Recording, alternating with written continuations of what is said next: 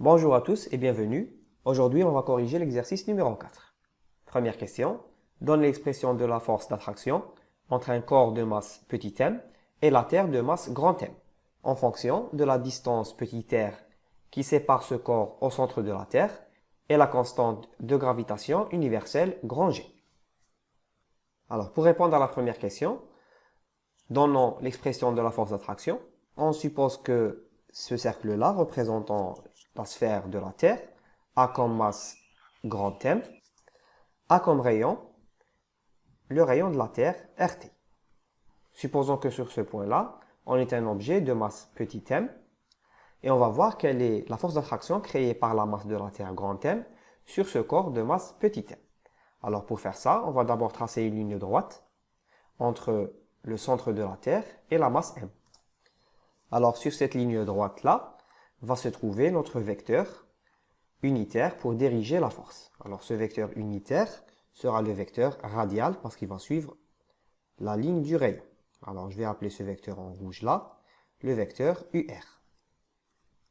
Alors sur ce point où on a la masse petit m, on peut représenter le vecteur de la force d'attraction. Alors cette force d'attraction, c'est la force d'attraction faite par la Terre de masse grand M sur la masse petit m. Alors cette force-là, je peux l'appeler, c'est la force de la gravité. Donc pour donner l'expression de la force d'attraction, je peux dire que j'ai la force d'attraction Fg, le vecteur, qui s'écrit comme étant moins la constante de gravité grand G, fois la masse de la Terre grand M, fois petit m la masse de cet objet-là, divisé par la distance séparant le centre de la Terre et l'objet de masse petit m. Donc cette distance-là, je vais l'appeler petit r. Donc ici, je vais diviser par r au carré fois le vecteur unitaire. Alors ce vecteur unitaire, on l'a défini, c'est le vecteur radial UR. Donc voici l'expression de la force d'attraction créée par la masse de la Terre sur un objet de masse petit m se trouvant à une distance r de son centre. Deuxième question. Montrez que l'accélération de la pesanteur à une distance petit r du centre de la Terre est donnée par, alors g qui est égal à g0 fois grand R au carré divisé par petit r au carré. Alors ici, grand R est le rayon de la Terre et g0 représente l'accélération de la pesanteur à la surface de la Terre. Alors, montrons que g est égal à g0 fois grand R divisé par petit r. Alors, je sais que la force de la gravité, donc ici par exemple, je peux dire que la force de la gravité, c'est quoi? C'est la masse multipliée par le vecteur de la gravité. Donc je peux le réécrire ici. Donc à partir de cette équation, je peux la réécrire. Alors on a Fg qui est égal à moins grand G, la masse de la Terre fois petit m, divisé par le rayon R au carré, fois le vecteur unitaire UR. Avec, comme je l'ai dit, la force Fg, c'est quoi? C'est la masse petit m fois le vecteur de la gravité G. Ok, donc je peux réécrire ici, j'ai m petit m fois G, vecteur, qui est égal à moins grand G fois grand M fois petit m, la masse de l'objet, divisé par le rayon R au carré fois le vecteur unitaire UR. On a la masse de l'objet à gauche et à droite de l'équation, donc on peut l'enlever. Alors il me restera le vecteur G qui est égal à moins la constante grand G fois grand M divisé par le rayon R au carré fois le vecteur unitaire UR. Donc ça, c'est son expression vectorielle. Maintenant, le module. Alors, le module du vecteur G, donc je vais écrire comme ça, est donné par. Alors ici, j'ai un vecteur avec une seule composante. Donc je peux dire directement que G, alors je vais passer par l'expression, c'est quoi?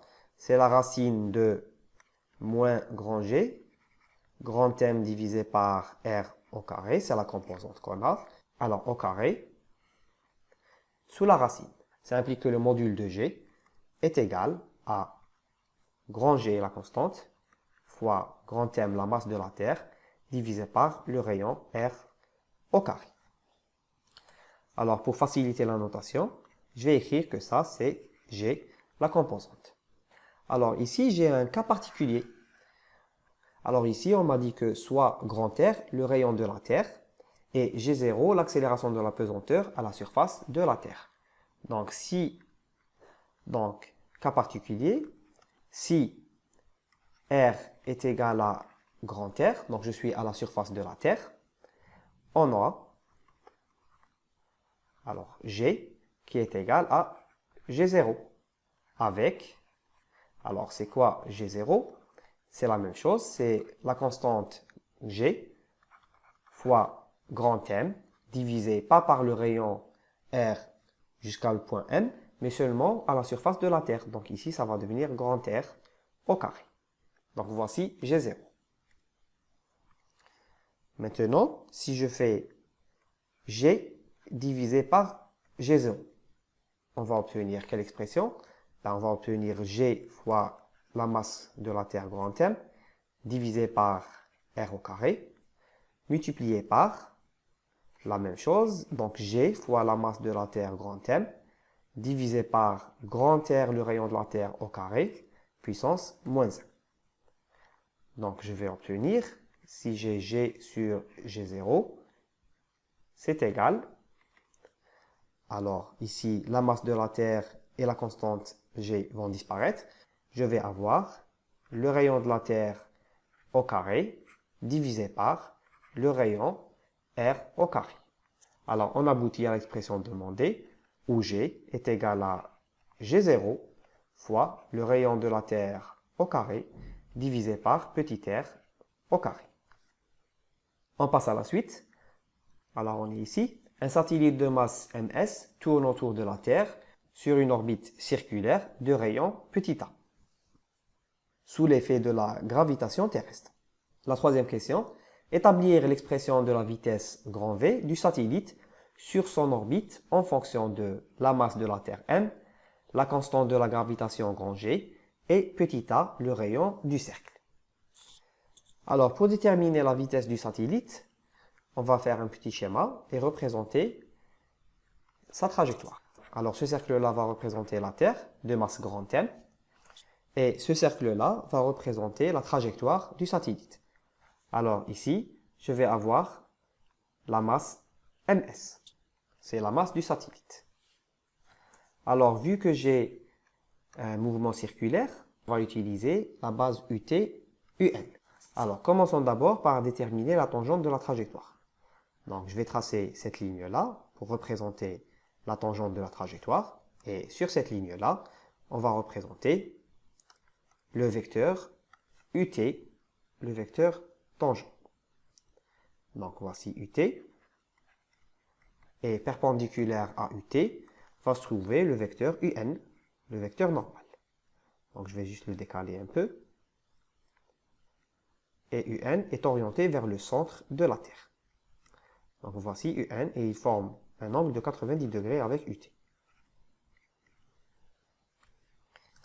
Par exemple, entre le centre de la Terre et n'importe quel point de la trajectoire du satellite, je vais avoir la distance petit a donnée par l'énoncé. Par la relation fondamentale de la dynamique, on a la somme des forces qui est égale à la masse du satellite, alors je vais écrire ici ms, multiplié par son accélération grand A. Qu'est-ce que j'ai comme force? La seule force qui est appliquée sur ms, c'est la force de la gravité.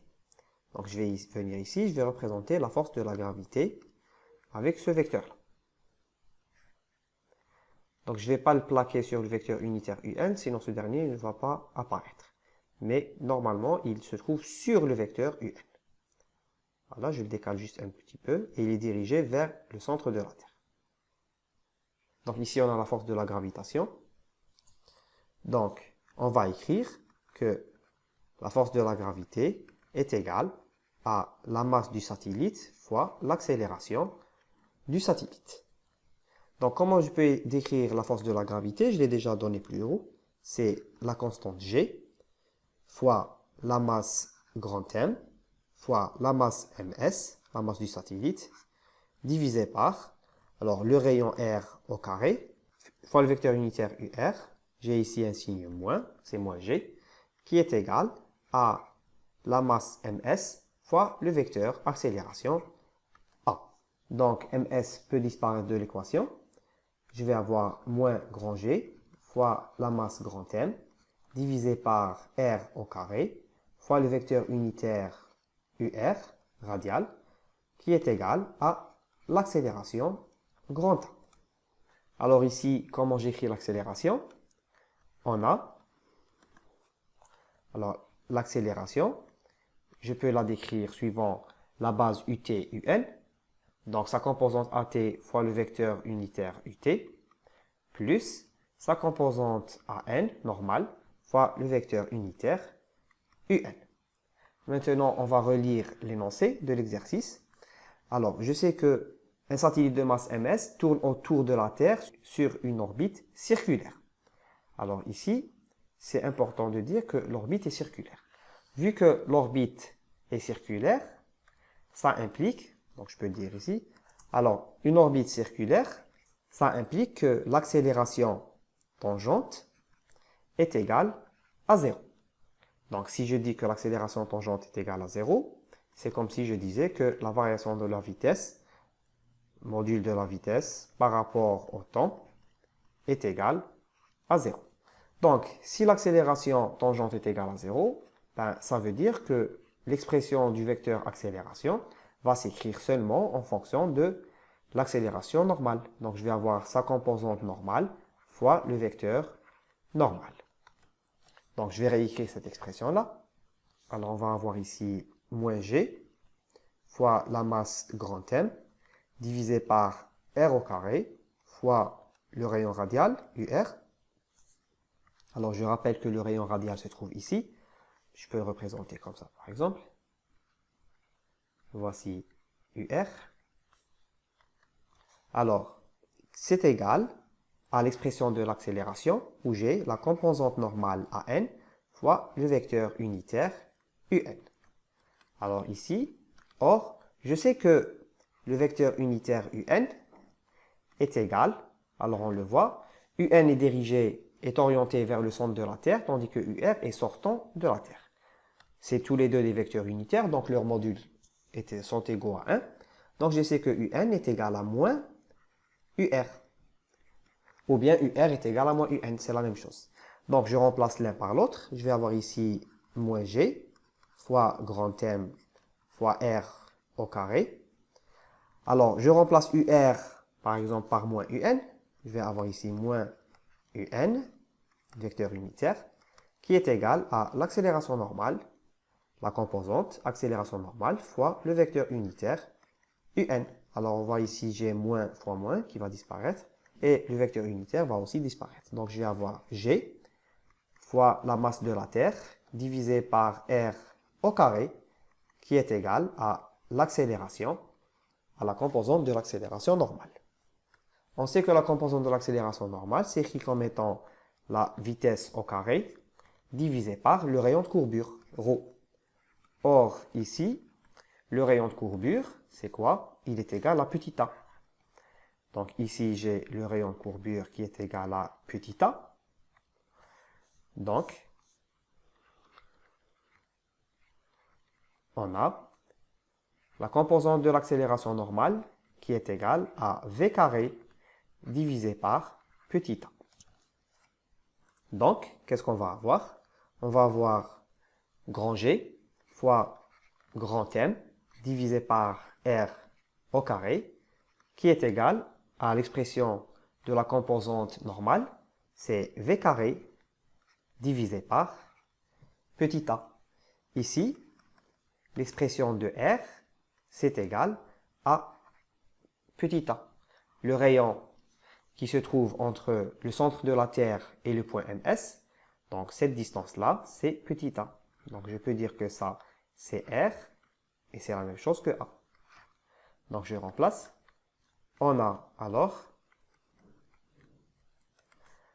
G fois grand M divisé par a au carré qui est égal à la vitesse au carré divisé par petit a.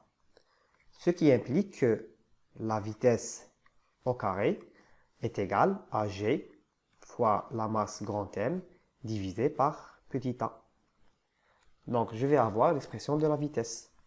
Et la vitesse est égale à la racine de g fois grand M divisé par petit a. Passons à la question numéro 4. Donnez l'expression de la période grand T du satellite en fonction de M, G et petit a. Déterminons maintenant la période grand T du satellite. Alors, qu'est-ce qu'on a? Commençons d'abord par déterminer sa position S. Alors, S, c'est quoi? C'est le rayon grand R multiplié par θ, l'angle que fait le satellite avec un axe X. Avec l'axe X. Alors, par exemple, ici, si le satellite se trouve là, ben, cet angle S, cette position S est définie par cet angle-là, l'angle θ. Alors, si θ fait 360 degrés, donc S a fait un tour complet et je peux déterminer sa position. Alors, c'est S est égal à R, donc S ici, c'est R, le rayon, fois θ. Or, je connais l'expression du rayon. Je vais effacer grand R, je vais écrire c'est petit r, et c'est pas petit r, c'est A. Donc je sais que petit r, le rayon, est égal à A. Donc l'expression de S c'est quoi? C'est A, le rayon, multiplié par θ, l'angle que fait la position du mobile, ou bien du corps du satellite de masse ms, avec l'axe X. Alors on continue. Donc, je vais l'écrire ici. Je vais avoir, c'est A fois θ. Alors, si j'ai d2s sur dt, pour déterminer la vitesse, ben, je vais avoir d sur dt multiplié par, alors A, le rayon, multiplié par θ. Alors, A ici est une constante, alors elle sort de la dérivée. Donc, ça va devenir A fois dθ sur dt. Donc, je vais avoir, ici je réécris, d de s sur dt qui est égal à la constante a fois dθ sur dt. Alors, c'est quoi dθ sur dt? Ben, je sais que c'est égal, alors a c'est la même chose, et dθ sur dt, c'est la vitesse angulaire oméga. Alors, la vitesse c'est quoi? C'est la constante a, le rayon, multiplié par la vitesse angulaire oméga, avec, comme on l'a dit, la vitesse v représentant la variation de la position s par rapport au temps. C'est pour ça qu'on a commencé par d de s sur dt. On est en train de chercher l'expression de la vitesse.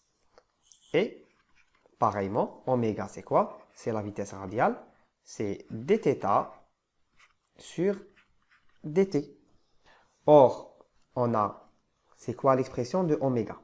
Alors, je sais que oméga, en fonction du temps t, de la période, c'est 2pi divisé par grand T, la période qu'on recherche. Donc, je peux réécrire l'expression de V. Alors, ça me fait quoi? V, c'est quoi? V, c'est la constante A fois l'expression de oméga qui devient 2pi divisé par la période grand T. Maintenant, je vais remplacer V par son expression. Je connais l'expression de la vitesse. Je l'ai déterminée plus haut. C'est la racine de grand Gm divisé par A. Donc ici, je vais avoir la racine de grand G fois M divisé par petit a qui est égal à petit a fois 2pi fois t. J'ai remplacé V par son expression. Donc, si je mets les deux membres au carré, je vais avoir G fois M divisé par le rayon A qui est égal à A carré fois 4pi carré divisé par T au carré. Alors ici, je cherche l'expression de T au carré. Donc je vais avoir ici T au carré qui est égal à, alors ici A va devenir A cube fois 4pi au carré divisé par G fois M. Donc, la période T est égale, alors je vais avoir soit sous la racine, ou bien je peux écrire à la puissance 1 demi. Donc, c'est A cube fois 4pi au carré divisé par G fois M. Alors, le tout est à la puissance 1 demi. Donc, voici l'expression de la période grand T. On passe à la cinquième question. Le satellite fait le tour de la Terre toutes les 98 minutes à une altitude moyenne de 500 km, sachant que le rayon de la Terre est grand R égal à 6,4 fois 10 puissance 6 mètres. Petit a, calculer la masse de la Terre grand M. Alors, cinquièmement, petit a, calculons la masse grand M de la Terre.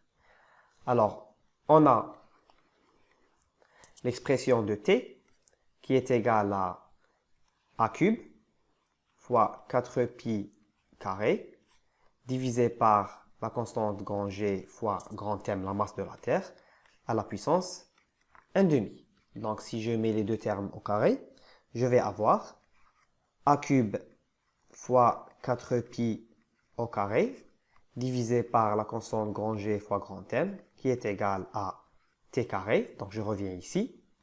Et je peux déterminer grand M. Grand M, c'est égal à 4pi carré fois A cube divisé par G fois T carré. Donc voici l'expression de la masse de la Terre. Alors, on va faire simplement une application numérique. Pour déterminer la masse de la Terre, il me faut déterminer la distance A. Alors, qu'est-ce qu'on m'a dit? Ici, je sais que le rayon de la Terre fait 6,4 fois 10 puissance 6 mètres. Et je sais que le satellite tourne autour de la Terre à une altitude de 500 km. Alors cette altitude-là, elle est calculée à partir de la surface. Alors la distance entre le satellite et la surface de la Terre, elle est égale à 500 km. Et le rayon de la Terre, alors cette distance-là qui reste, je peux la représenter ici. Alors, le rayon de la Terre grand R, il fait 6,4 fois 10 puissance 6 mètres. Donc, la somme de ces deux distances vont donner petit a. Donc, je vais avoir ici, c'est 6,4 fois 10 puissance 6 plus 500 km. Alors, je vais transformer les kilomètres en mètres. C'est 500 fois 10 puissance moins 3. Alors, tout ça, c'est à la puissance 3. Divisé par la constante G. Alors, cette constante, on me l'a donnée. La constante G est égale à 6,67 fois 10 puissance moins 11.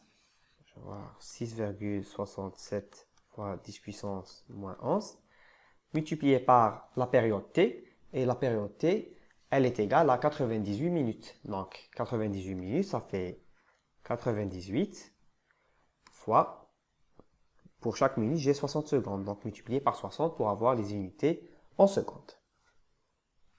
Alors, je vais obtenir, après calcul, la masse de la Terre, qui est égale à 5,97 fois 10 puissance 24. Et mes unités, c'est le kilogramme. Passons à la dernière question, petit b. À quelle altitude, par rapport à la surface de la Terre, il aura une accélération de la pesanteur où G est égal à 4,9 mètres par seconde carré. Alors, déterminons la hauteur pour avoir la constante G qui est égale à 4,9 mètres par seconde au carré. Alors, on a déjà écrit plus haut que G est égal à G0 fois le rayon de la Terre divisé par petit r, le rayon entre la Terre et notre objet recherché. Alors, ces deux grandeurs sont au carré. Donc, j'ai r au carré divisé par petit r au carré.